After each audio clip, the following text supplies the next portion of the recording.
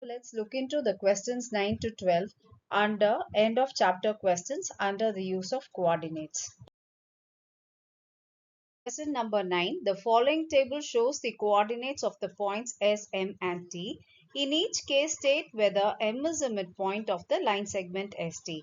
Justify your answer. So the tabular column, you can find the values of coordinates under different cases for the values for the points S, M and T. And we are asked to find the if M is the midpoint of the line segment ST. So how do we go about for this kind of sums? We just have to use the formula to find the midpoint of the straight line. In this case, ST is the segment of which we need to find the midpoint. This value just compare with the value of M. If both are the same, then we can conclude that M is the midpoint of ST. So if you take into consideration case 1, we use the midpoint formula x1 plus x2 by 2, y1 plus y2 by 2. These will give the x and y coordinates of the midpoints of the line segment joining the coordinates x1, y1 and x2, y2. So substituting the values in the formula for the corresponding values of S and M, we get the midpoint of ST through the formula to be 0, 0. Now check if it is the same as the value of M given in the tabular column. In the first case, yes, it is true. So since these two values are the same, we conclude that the given value M is the midpoint of the line segment ST. Look into case 2. They have given a set of points for S, M and T. Similarly, find using the values of S and T, find the midpoint using the midpoint formula. Compare it with the value of M given in the sum. Yes, for the case 2, it satisfies the condition. So, the value of M is the same as the midpoint of ST. So, M is the midpoint of ST. Look into case 3 and 4. We conclude that the derived value through formula for the midpoint of ST is not the same as they have mentioned as the value of M as a midpoint. So we conclude under cases 3 and 4 that they are not the midpoints of ST. Let's move on to question 10. Find the coordinates of B given that M minus 7, 1 is the midpoint of A and B. Now, for the question number 9, we were given the values of A and B. We computed the value of the midpoint and then compared with what was given in the sum. But for this sum, we are given the midpoint and one of the coordinates, the other coordinate we need to find. So just substitute in the formula and find the value of M. Question number 11. Let P, Q be the points of trisection of AB with P closer to A and Q closer to B. Using your knowledge of how to find the coordinates of the midpoint of a segment, how would you find the midpoint? How would you find the coordinates of P and Q? Do this for the case when the points are A 4, 7 and B 16, minus 2. What is the sum given? We have a line segment AB. We are given two other points P and Q in such a way that these 2 points would trisect the line segment AB, meaning AP will be equal to PQ, which is equal to QB. One more condition which is given is P is closer to A and Q is closer to B. And then they have given the values of A and B, based on which we need to find on the conditions given that P would be the midpoint of A and Q would be the midpoint of P and B. We are supposed to find the values of the X and Y coordinates of the points P and Q.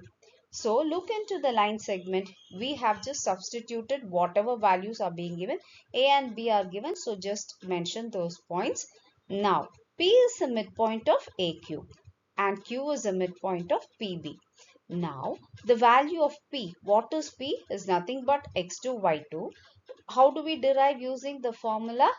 It is a midpoint of AQ, right? So x1 plus x3 by 2, y1 plus y3 by 2. Now, equating the x coordinates and the y coordinates separately, we get to the next step. That is, step x2 is equal to 4 plus x3 by 3 and y2 is nothing but 7 plus y3 by 2. We have just substituted the values of x1 and y1 in this particular step as we know the values of x1 and y1. Now, simple derivation simplification would be 2x2 is equal to x3 plus 4 and 2y2 is equal to 7 plus y2. Similarly, we are equating the values of q. What is q? It is nothing but q3y3. But what is q? It is a midpoint of pb. What is p? It is x2y2. What is b? x4y4. So, x3 by 3 is equal to x2 plus x4 by 2, y2 plus y4 by 2. Now, equating the x and the y coordinates separately, we get to the next step. The next step is x3 is equal to x2 plus 16 by 2 and y3 is equal to y2 minus 2 by 2. Just simplify it and you derive equation number 2. Now, we need to compare the equations 1 and 2 so we can find the x coordinates of q and the y coordinates of q. How do we go about? We find the values of x2 in both equation 1 and equation 2. What from equation 1, what is the value of x2? x2 is nothing but x3 plus 4 by 2. What is the value of x3 from equation 2? It is 2x3 minus 16. So these two values just equate. x2 is equal to x2. Just replace the different values of x2 and hence we can derive the value of x3. What is x3? It is the x coordinate of the point P.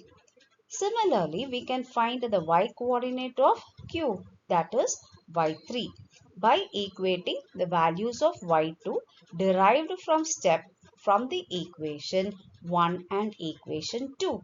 So, we derive the value of y3 is equal to 1. So, the point q x3 y3 is equal to 12 comma 1. Now we found the value, one of the values. It's much easier to find the value of P also. So just substitute the values of Q in equation 1. So the values of Q would be x3, y3. Just substitute the values. We'll very easily derive the values of x2 and y2, which is nothing but the value of P. Question number 12. Given the points A 1, minus 8, B minus 4, 7 and C minus 7, minus 4, show that they lie on a circle K whose center is the origin O 0, 0. What is the radius of circle K? So, what is the given information? We are given 3 points A, B and C and the fourth point O as the origin of a circle. So, based on O as the center, we need to draw a circle and the first assumption we are making is the points A, B and C are lying on the circle. But this is what we need to prove. So, initially we just assume that they lie on the circle, right? So, OA is equal to OB is equal to OC is the radius of the circle. If all these three values are equal, then it means that A, B and C lie on the circle, right? O is the center of the circle and its value 0, 0. This is the value which is given. Now, by making the use of the formula to find the distance between 2 points x1, y1 and x2, y2, as d is equal to square root of x2 minus x1 the whole square plus y2 minus y1 the whole square. So just assume x1 and x2 to be one being the origin and other being the x coordinate of A. We find the value of OA as square root of 65 units. Similarly, substituting the values of the origin and the value of B, we can find the value of OB which is equal to square root of 65 units. OC is similar way. If we substitute, we find the value of OC to be equal to square root of 65 units. We see that Apart from the assumption that A, B and C are lying on the circle, we find the values of OA and OB and OC to be equal. So if they are equal, we can very well form a circle with covering the 3 points A, B and C with O as the origin. Right. So if A, B and C lie on the circle, it very well means that the distance OA or OB or OC will be equal to the radius of the circle. That's what is being asked in this question. So the radius will be equal to square root of 65 units. Question 12. Given the points D minus 5, 6 and E 0, 9, check whether D and D lie within the circle, on the circle or outside of the circle K. We are given 2 points. From the previous section, we already have drawn the circle K and we know the radius of the circle as well. These two points are yet another different points. We are asked to find out whether these points lie inside the circle or outside the circle. So how do we come to the conclusion?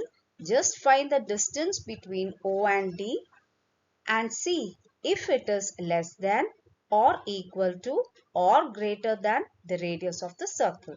So depending on this conditions, if it is less than the radius of the circle, it means D lies within the circle. If the value of OD is equal to the radius of the circle, that means D lies very well on the circle. If the value of OD derived using the distance formula will be greater than the radius of the circle, then it means a point D lies outside the circle. Similarly, we need to do the same for point E also. So, OD, derive the values of OD and OE. We find the value of OD. How do we find? By using the distance formula. We find that the value of OD is equal to root 51, which is very much less than the radius root 65. Hence, D lies inside the circle. OE is nothing but root 81, which is greater than the radius of the circle root 65. Hence, we conclude that the point E lies outside the circle K.